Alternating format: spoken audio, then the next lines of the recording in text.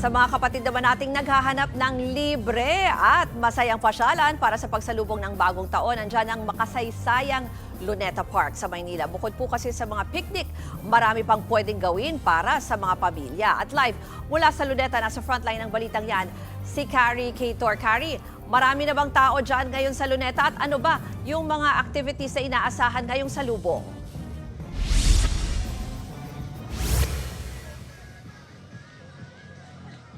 Ruth, dumarami na nga ang mga kapatid natin na gustong salubungin ang bagong taon dito sa isa sa mga pinakamalaki at makasaysayang park nga sa Maynila, ang Luneta. Sa ngayon medyo mainit lang, so karamihan sa kanila nakasilong or naglatag muna sa mga lilim.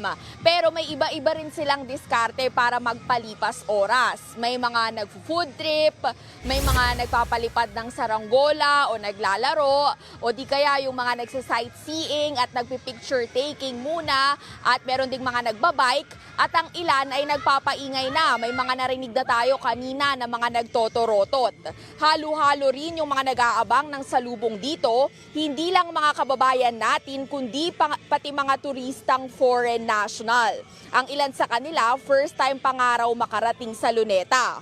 Mamayang gabi magkakaroon ng free concert dito kung saan bibidang ilang local artists and celebrities. Kasabay yan ng magarbong countdown at fireworks display para nga sa pagpasok ng 2026. Sa ngayon, Ruth, kung makikita mo sa likuran ko ay nakaset up na nga rin ang stage para sa gagawing concert at fireworks display and the rest ng program mamayang 7 p.m.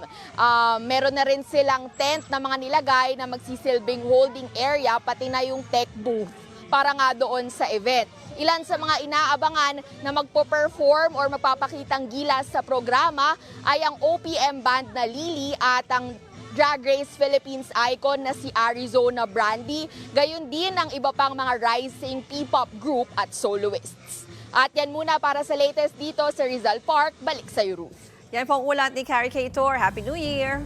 Mga kapatid, Ruth Cabalpo, para sa mabilis na pasada ng mga balitang dapat niyong malaman, mag-follow at mag-subscribe sa social media pages ng News 5.